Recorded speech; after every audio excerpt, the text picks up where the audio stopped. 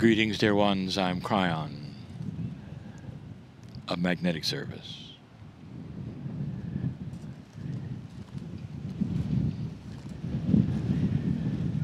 There are many who will listen after the fact.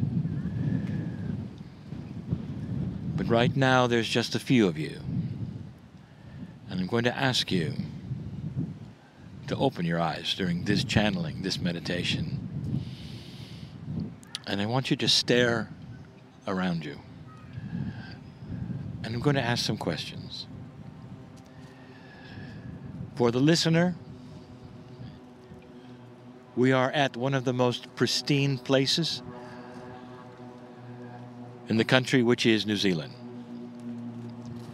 There are many places like this, but this one has been chosen as the first one we would come to. Its name today is Milford Sound. I want you to cast your eyes upon what you see, dear ones. Those who are not here have no idea of the energy that I'm going to speak of. They can't see what you're seeing or feel what you're feeling.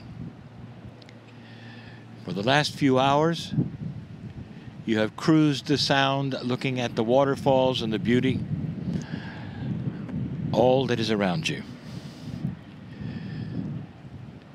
You've seen the pristineness and you felt the energy. No one listening to this can duplicate what's happened to you in the last few hours.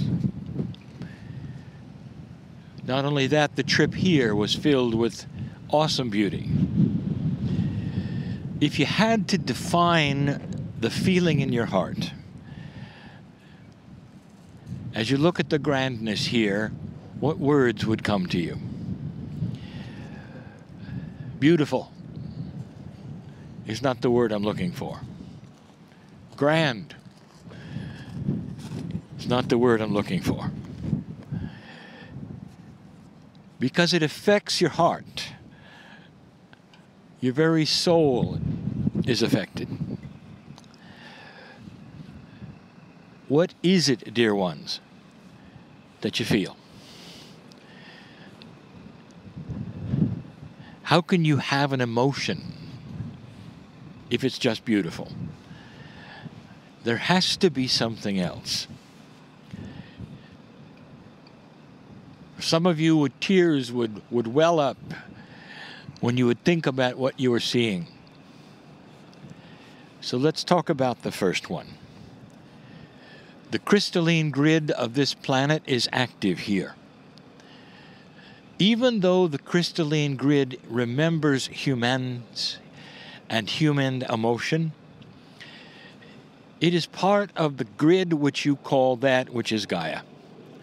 And they are allied. And it speaks to you here. It talks to the human emotion and the soul, and it broadcasts benevolence, compassion. I want you to look at what you're staring at now and feel the serenity of compassion. Is it possible that the earth pours to you a message? That the wind that you hear whispers something to you? What if it whispers that which is benevolent or compassion, or perhaps it even has a message of what really happened here? As you look at the mountains and the water and the waterfalls and you feel the serenity, let me ask you, how long do you think it has looked this way?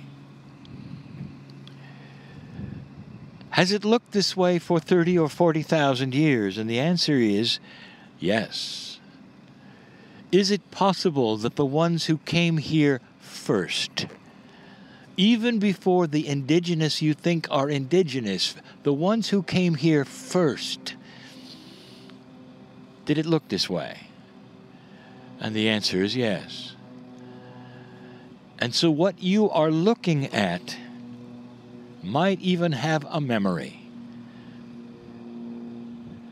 Dear ones, we told you long ago that these islands called New Zealand follow the currents from Hawaii. Even the indigenous that are here today claim they came from the Pacific Ocean. And they have named that name in their language Hawaii. We've given you the history of who was here first. And it was Lemurian. And some of you are going to feel that in this first channel, in this first message, as you gaze upon what they gazed upon. Is it possible it is even etched in your Akash because you were here before? You might think, what are the chances that they would come to this particular sound? Of all the fjords that they could choose, this particular one, called Milford Sound, has carried with it a sacredness that they all felt. Ceremony was done here. The same kinds of ceremonies that were done in Lemuria were done here. They had to acclimate themselves to an entire different infrastructure of nature. But it wasn't that different from the tops of the mountains they had in Lemuria. Now I want to take this somewhere in this channel, dear ones. Many people wonder about channeling. How is this going to tie in to anything? Is it just going to be talk about beautiful things?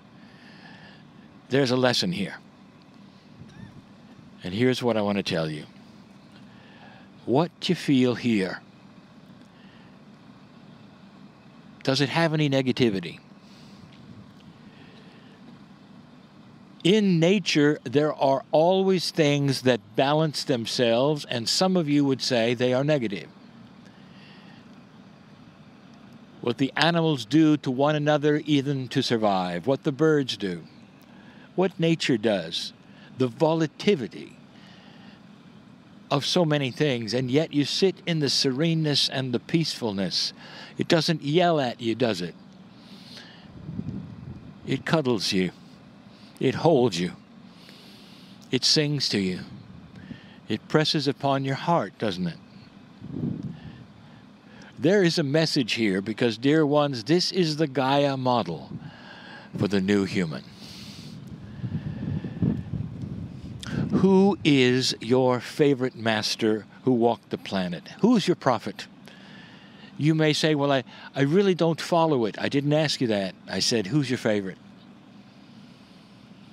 Which one would be the most peaceful and serene? Which one would have the most love? It doesn't matter, because they all had something in common, dear ones. This is the model for mastery. Imagine a human being who also doesn't yell at you.